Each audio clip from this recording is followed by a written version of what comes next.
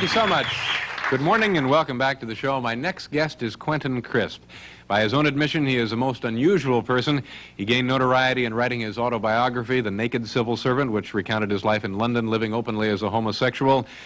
He has toured this country in a one-man show and has been very candid in talking about his life. Would you please welcome Quentin Crisp?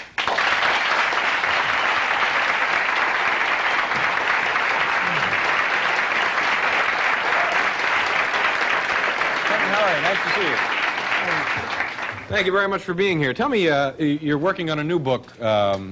What is the name of the new book that you're writing? That book is called How to Become a Virgin. How to Become a Virgin. And... it's quite easy. You just go on to television. All your sins are wiped away. Doesn't matter what you've been on television for, even if it's because you've murdered your mother. The next day, no one is going to walk by saying, "Don't look now, there's that terrible man." They will cross over the road at the risk of losing their own lives to say, "We saw you on television." Yeah, so celebrity then becomes more important than whatever crime he or she may have committed. Exactly. Yeah. You toured in a one-man show, and I understand that the second half of the show usually was questions from... What was the question most frequently asked you? Well, quite often I'm asked about my hair. Is it a wig? But of course, if it were a wig, it would look more natural.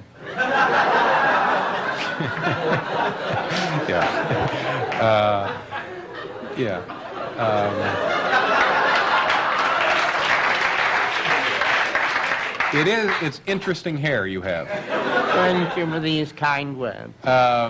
When you lived in London, you lived in an apartment for a very long time. You're not much for house cleaning. No, it's a great mistake. To clean a house. Yes. In fact, this is a message of hope.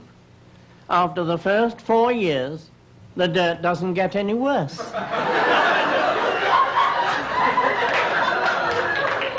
It's just a question of not losing your nerve.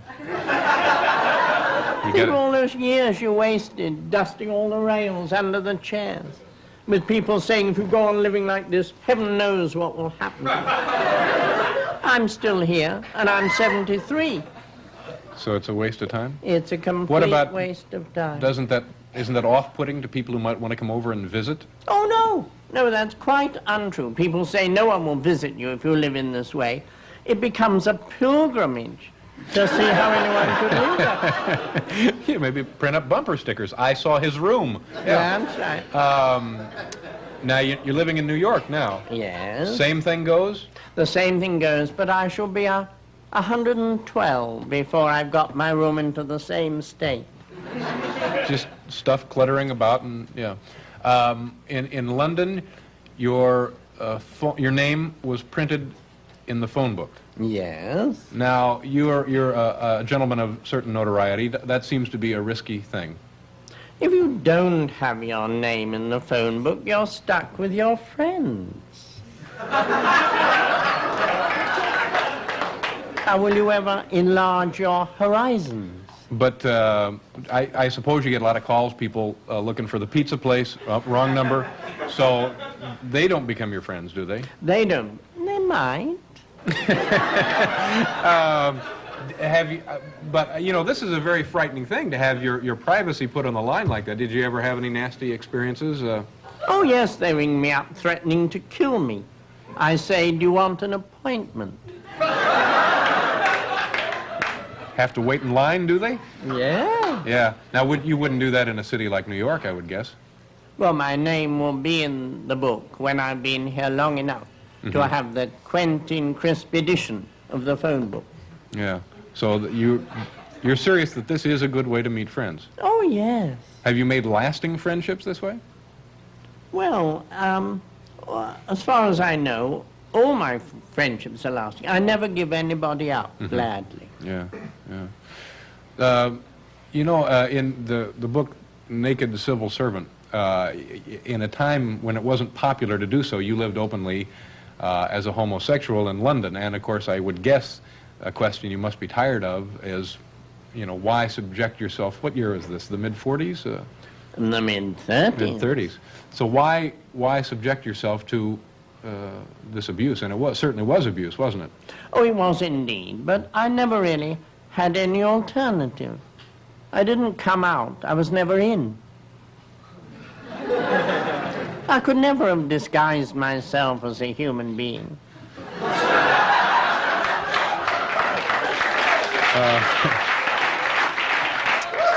Well, that makes sense. I mean, you were certainly making no pretenses. That's what you were. It would have been living like a spy. Mm-hmm. I would have had to watch every step I took, every word I uttered, every movement I made, if I was going to pass myself off as a heterosexual. Mm-hmm. It simply isn't worth it. Yeah. Are you thought of by the gay community, whatever those two words happen to mean, but are you thought of now as a pioneer or a barrier breaker or a champion of the cause, or? No, I'm considered to be rather a nuisance. Oh, really? Why is that? Well, they want to pass themselves off as members of the community. Mm-hmm. They want to take their place in society. Never do that. Stay right where you are and wait for society to form itself around you.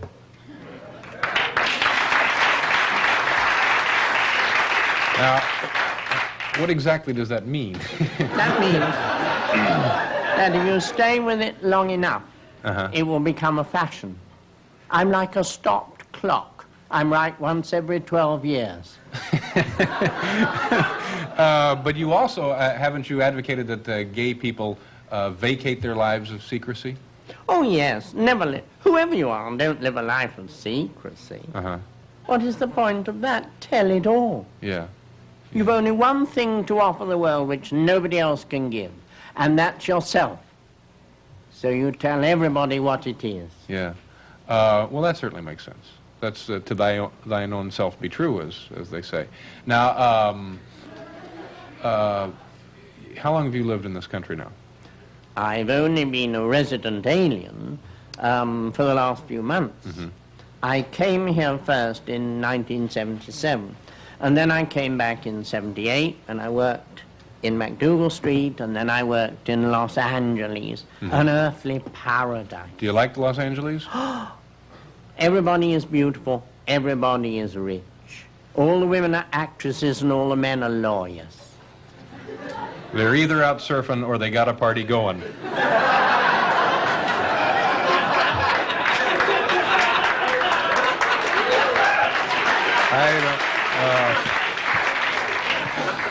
I thought Mike Love was singing there for a minute. Anyway, whom of the Americans do you admire? Oh, all of them. But particularly people whom I would consider to be stylists. People like Mr. Warhol. For what reason?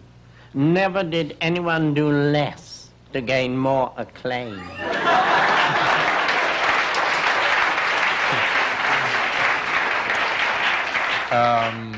What was your ambition as a child? When you were a young fellow, what? When I was a child, at a time when my brothers wanted to be wonderful things like engine drivers and the captains of iron ships, I wanted to be a chronic invalid.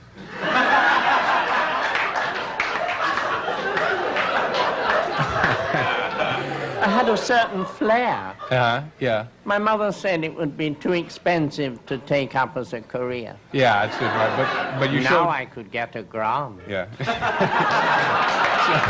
You showed tendencies, though, in those early days. It might work out for you, yeah. Things good for you generally? You treated all right walking about in New York City now? Oh, yes. In New York, everybody is your friend. Is that, you mean that legitimately, not facetiously? Oh, absolutely. Bus drivers shake your hand. Taxi drivers will carry you across the city without charging you. Really? Restaurateurs will give you free drinks. It's amazing. You know, I have not experienced that.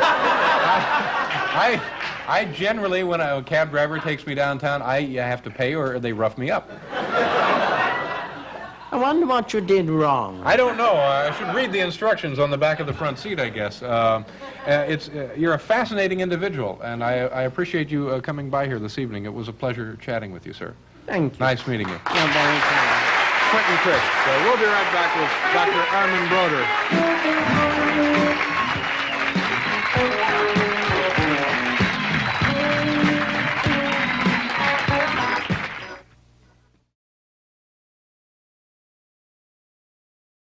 My first guest, Quentin Crisp, hit the public's attention with his autobiography, The Naked Civil Servant, which recounted his years in England living openly as a homosexual. The book was made into a successful television program which aired on PBS here in the United States. Mr. Crisp is now a transplanted New Yorker, and this is a repeat visit for him on Late Night. Welcome, please, Mr. Quentin Crisp.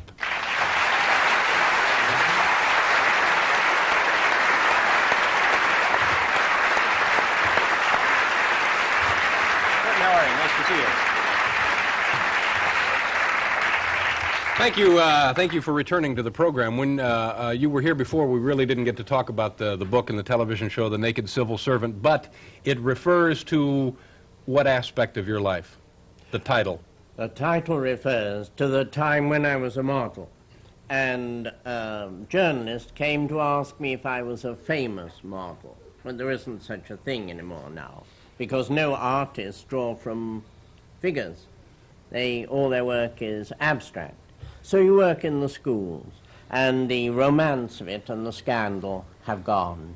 You go to the school, you sign on, you take your insurance cards with you, you work for a definite number of hours a week, you sign off, and you are paid by check, and the check comes from the Minister of Education. Oh, I see, because you were used as part of, you were in art classes, I guess. That's right. You go to the schools only. Did you model, well, naked? Sure you did. That's the title of the thing here, yeah. It's self-explanatory, isn't it? Well, in most classes, you wear a loincloth. The women are naked, the men wear a loincloth. Now, I don't think they do. I think nakedness is here to stay. Mm-hmm. Was that difficult work for you? It's a constant strain. Mm-hmm. The work is a constant, you're uncomfortable, whatever you're doing. If the art master says, that's fine, stay like that, that's the way it is, boys and girls, for the rest of the day. By the evening, you will be absolutely worn out, and you won't be able to lift your elbows off the desk. Yeah, people, I would not guess that it's exhausting work. Is there a trick to it, a secret? Did you have any secret? No, there's no secret. You force yourself to do it. Mm-hmm. And what constitutes being a good model? Well, I suppose you could have various things to offer. You could be handsome, or you could have a magnificent physique. But as I didn't have any of these things, I decided to make it a triumph of the will. Mm-hmm. So I took the poses that most models will refuse to take. They will say it's too much strain. I can't do it. Did you ever go look at the work after it was completed? No, I think that would be unwise. Mm-hmm. The first duty of the model is to look like the work of the students. It isn't easy. So you make it sound like they draw something and then go looking for somebody who matches up. And more or less, yeah. More or less, that's right. Now, the last time you were on this program, it was brought to everyone's attention that you were listed in the Manhattan phone book. That's right. And it didn't occur to me at the time that perhaps you might be plagued with a call or two after your appearance. Did that occur? Yes, indeed. They were still ringing me up at 4:15 in the morning. And by they, you just mean the people, world. The world. And what did they generally have to say? They liked the program. Yeah, they were, and you spoke with them at length? Yes, as long as they wanted to speak, I spoke. And this, of course, this is your purpose in having your number listed. Yes. Yeah, no threats, no nastiness, people pretty polite? No, in England, they threaten you when they ring you up. Mm-hmm. They say, you're queer, I'll kill you. That's a threat, yeah. Yeah. That's. I can only say, do you want an appointment? You mean to kill you? Yeah. Yeah, well, this is an awful line of discussion we've fallen into here, isn't it? Yes, ignore it. Yeah, we should. But generally, Americans seem to be more friendly. Yes. Well, that's a note, I think, suitable upon which to pause, and we'll do so right now. We'll be back with Quentin Crisp.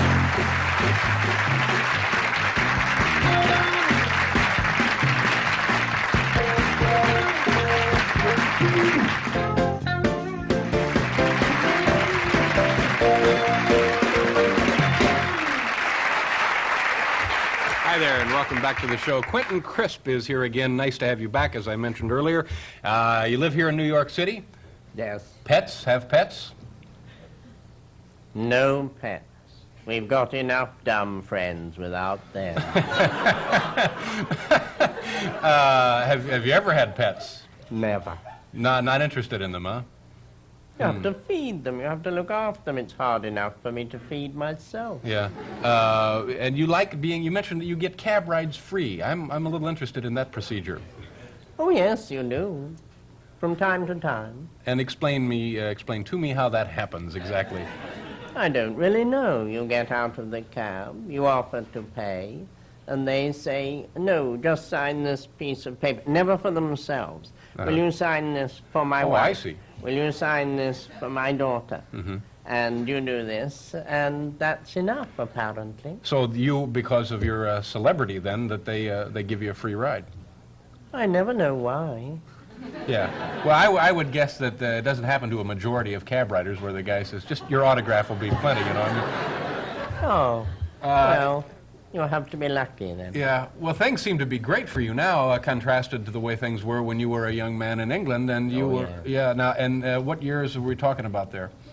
Well, things were, I suppose, at their worst in the early 30s. Uh-huh. I left home and went to London and lived there from about 1931 onward, and I never got through a day without being pushed around, chased up and down the streets, hit over the head. And why was that?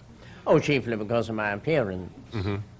And also they were, they suspected you of being homosexual, didn't they, or...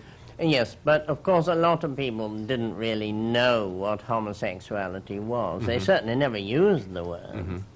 But they didn't like the indifference to the sexual categories. Yeah. I don't accept that certain things are suitable for men and others are suitable for women. And this worries the English. They like it tidy. And when you mean you were poked and pushed around and so forth, this is just by the folks on the street or by the authorities? By the authorities from time to time, but mostly just by people who couldn't think what else to do. Yeah. Were you actually injured? Never badly. Uh-huh. And if would they say things to you?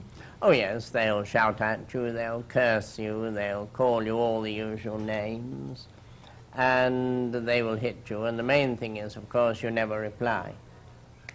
You don't offer any resistance, or? None. You would be killed. Yeah, well, that's a pretty ugly existence there, huh? This is interesting to a person like yourself. You mentioned that you're recognized now as a celebrity, and there are other famous people who have mentioned their sexual preference is different from what is acceptable or generally considered to be the acceptable choice. What about somebody who is not a celebrity, say somebody running a hardware store in Montana? Does that person, he or she, have it more difficult than someone who is famous? I wouldn't say so. I've never been to Montana. But I would say the smaller the community, the worse it gets. Nearly all the outsiders in any country move to the big cities. So the proportion, whether of gay people or just odd people, is greater in big cities than it is in small cities, and greater in small cities than in towns. That, I think, is inevitable anywhere in the world, I would guess. Would you offer any advice to someone who had not chosen to make that move and just stay where they were? Oh, I think they just have to brazen it out. I think that's all they can do. Yeah. I think it's a mistake to try to confront people with your oddities, especially your sexual oddities. But see, that's pretty much what you were doing, isn't it? You were sort of, when you were a younger person, you weren't hiding the fact that you No, I wasn't, but I didn't really ever have any opportunity to be other than I am. I don't think I could have made a go of being a real person. I'm not sure what that means exactly. Make a go of being a real person. While we're pondering this, we'll pause. We'll be back in a couple of minutes with Quentin Crisp.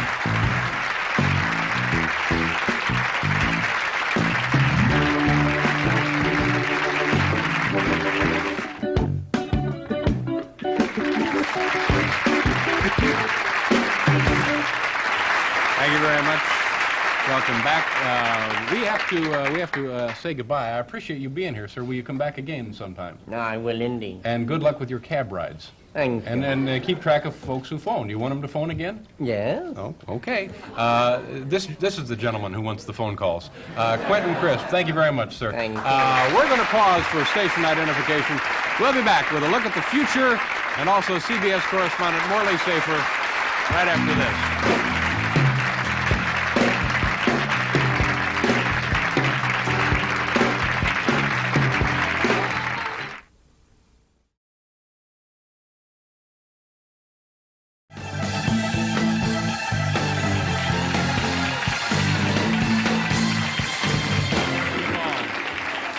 My next guest became a celebrity late in life when the television version of his autobiography, The Naked Civil Servant, was shown in England and the United States several years ago. He is currently appearing in Oscar Wilde's The Importance of Being Earnest at the Soho Repertory Theater here in New York City. Please welcome Quentin Crisp.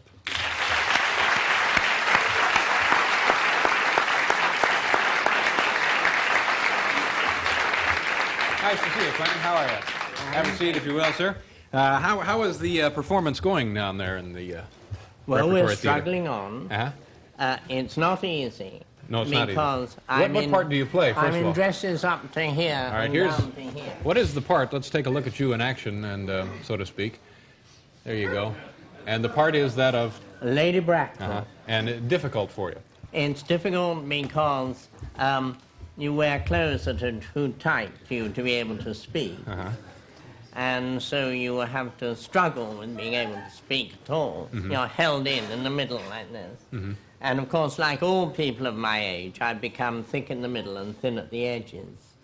And the costumes are the reverse of this. You're meant to be thin in the middle. And, but I struggle on. Of course, I'm much too old to learn the lines, so I'm always saying anything that comes into my head. Oscar probably would have wanted it that way.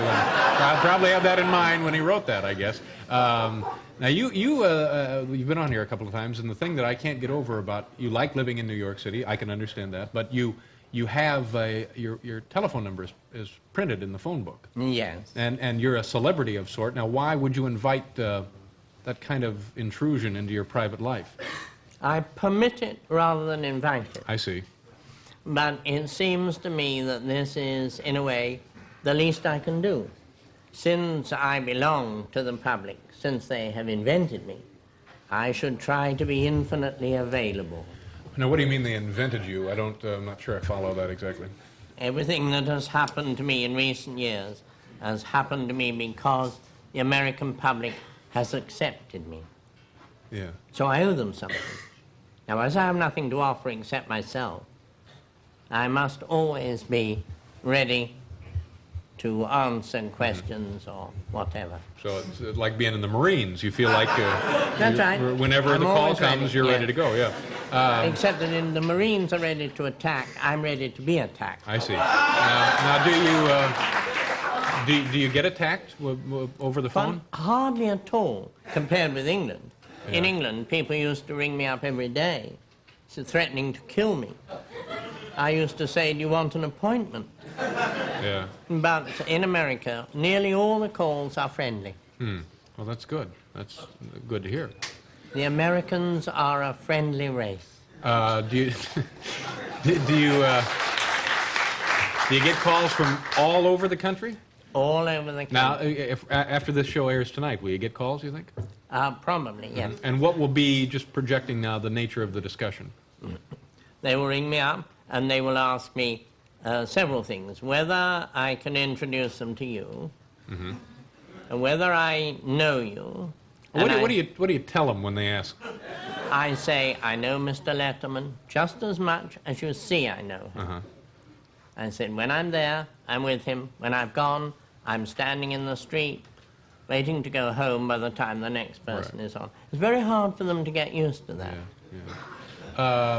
You had some interesting notions about doing things with style.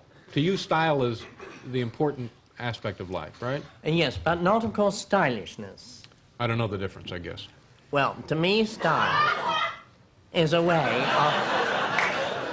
You've got enemies. Some sort of a barnyard critter up there. To me, owl or something. Style is some way of representing yourself as you see yourself to the world. Not a question of wearing fashionable clothes. Because fashion is instead of style. It's when you don't know who you are, then you consult the fashion magazine. Stylish is contrivance and style is from within. Yes, organic. that's right. Now, you believe in doing, even dying should be done with style. Oh, yes. Yeah. Yes, indeed. For example, your thoughts on that? Well, of course, suicide is the style in death. Well, if you don't commit suicide, you will be lying on a brass bedstead with people standing round saying, he can't last much longer. Which is not exactly stylish. No, yeah. Takes the fun out of those last few minutes, doesn't it?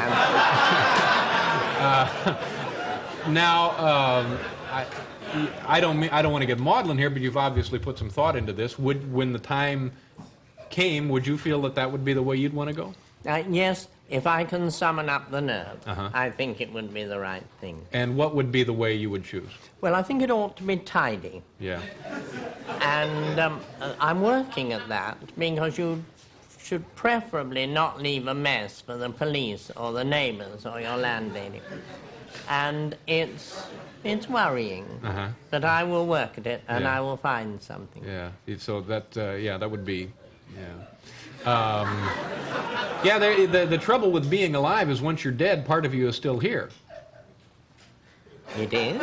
Well, at least the container. Ah, yes, that's true. Yeah. Yes, they've got to get rid of that. That's true. A disposal problem. Yeah. Well, and how is the musical of Naked Civil Servant coming? I don't really know, but the option has been renewed by a Mr. Hamilton, who is sitting, we hope, by a white piano in San Diego, going and writing a musical. But whether he is or not, does he play the piano? We hope. Or just a little no fun at all. We'll be right back.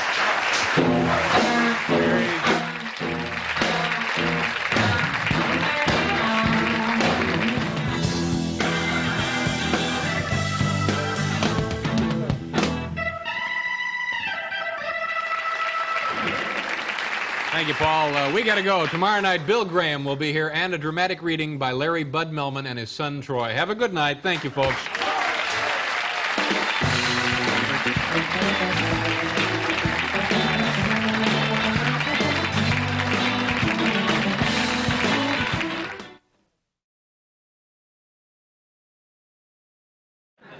Our first guest tonight, ladies and gentlemen, became famous as the Naked Civil Servant, the title of his autobiography. We'll chat about that when he arrives. Well, he's here, but when he shows up. Well, he's shown up, but when he comes out. He is currently sharing his thoughts on life and love with audiences at the Actors Playhouse right here in New York City in an evening with Quentin Crisp. Please welcome back the very same Quentin Crisp.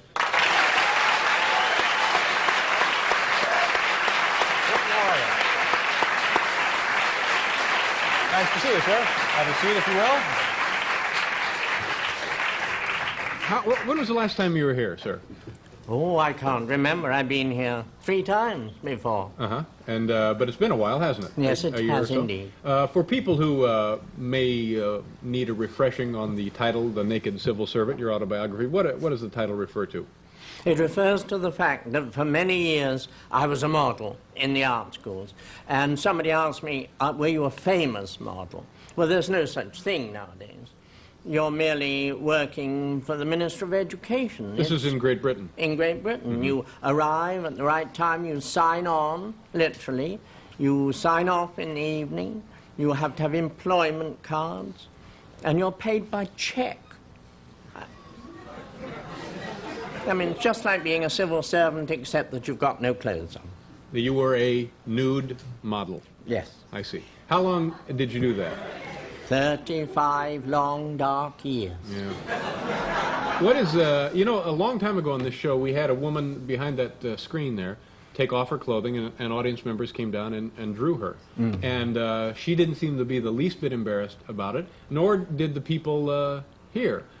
Was that ever a problem for you? I guess not, for 30 years. Huh? I suppose you're embarrassed the first 2 or 3 times that you appear before a great crowd of people, rather hostile people. Now, why would they be hostile? Because art students don't want to draw from the model, because it's difficult. Oh. So they come into the life room, and if you're already there, they say, "Ah, you're here." That means life drawing. They don't really like it. So the thrill of a naked man or woman really isn't a thrill at all? Huh. I didn't realize that. Tell me about the show, An Evening with Quentin Crisp. What if I were to go down there, take the wife and the kids down to see your show, what would we see? I go onto the stage, I address the audience for about 3/4 of an hour. I tell them how to be happy, because that's really the only thing I understand. Then we have a pause and a good cry. And then we start again, and they ask me questions. They're allowed to write down their questions if they don't want to be identified with their questions. But if they don't mind, they talk to me from where they sit. Now, the first 3/4 of the show, first 3/4 of an hour, you tell them how to live, and tell us how to live. Well, not in 45 minutes, but what is your basic Well, now precept that there? I live in America, I realize that happiness to Americans is the same thing as success in the world of entertainment. That I didn't know when I first came here, because then I was only English. Now I'm a sort of twilight American. I have Mr. Reagan's permission to live here forever. Oh.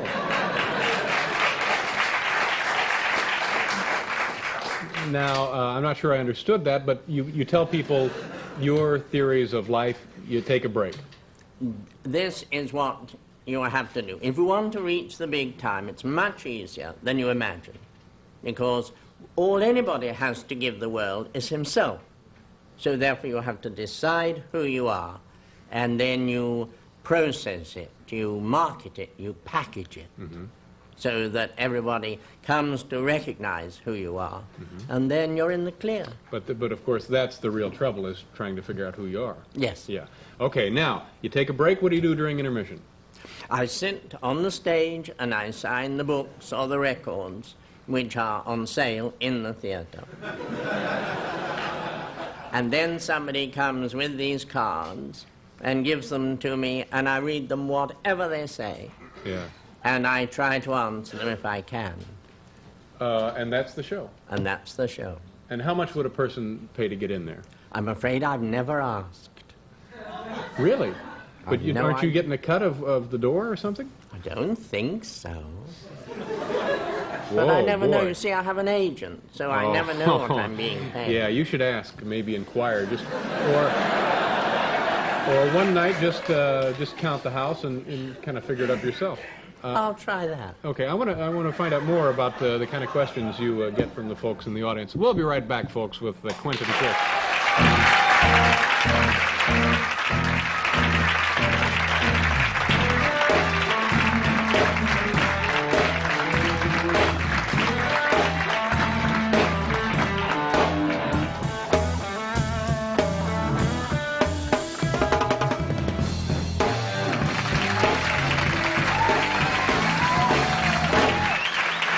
Welcome back to the show. Quentin Crisp is here. You were telling us about the program. We get to the part where you take questions, and what kind of questions do you get, and what kind of answers do you give?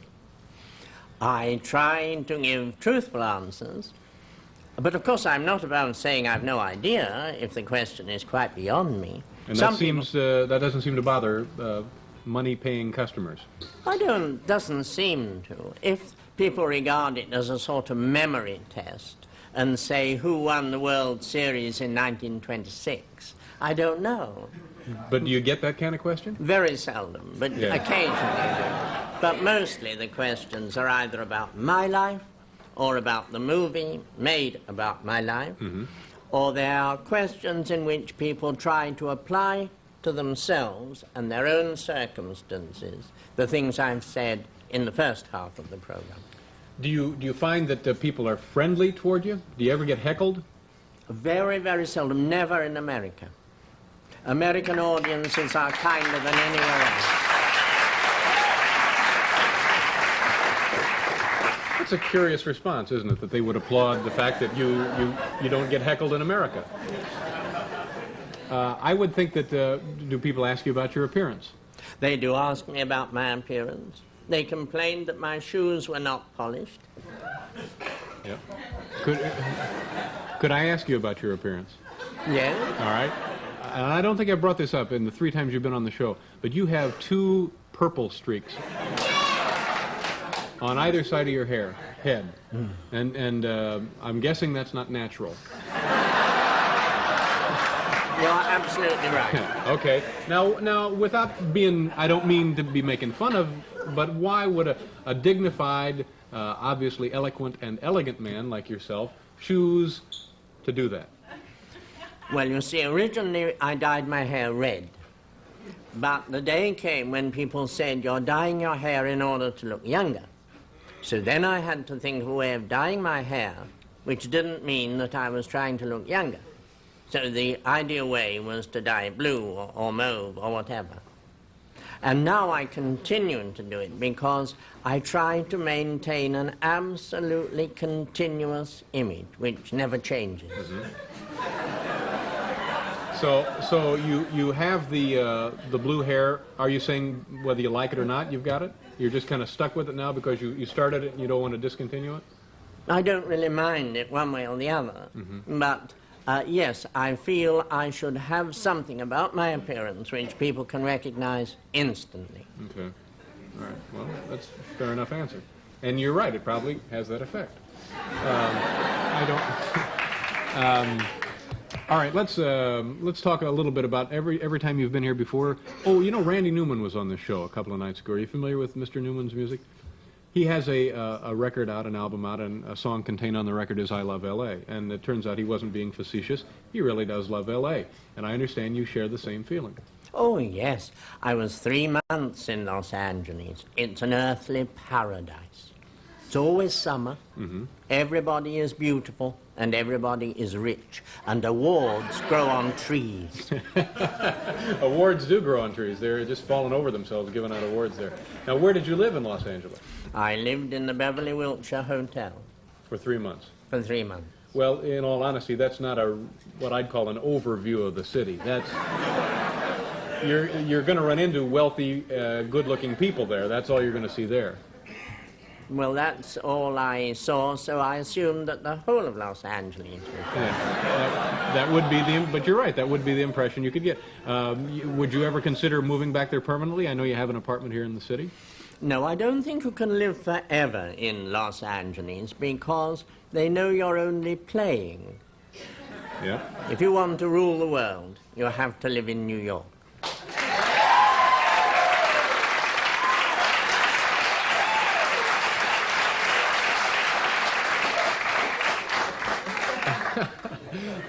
That's an interesting turn of phrase. If you want to rule the world, you have to live in New York. And are you making any progress on that? Oh, yes, every day. Every day you meet more people and discuss the world with them at street corners even. I had an experience 2 days ago. I was driving out of the city with my dog, and to make a long story short, I had to pay a woman a quarter to pet my dog. It was the strangest damn thing, and I won't bore anybody with it, but it's the truth. That is very strange. Yeah, it is very strange. I understand the current production of An Evening with Quentin Crisp is again getting very nice notices. It has indeed got very kind notice. That's great. That's great. Listen, it's good to see you again, Quentin. Thank you. Thank you for being back here. We'll be right back, folks. We'll have to pause for a second.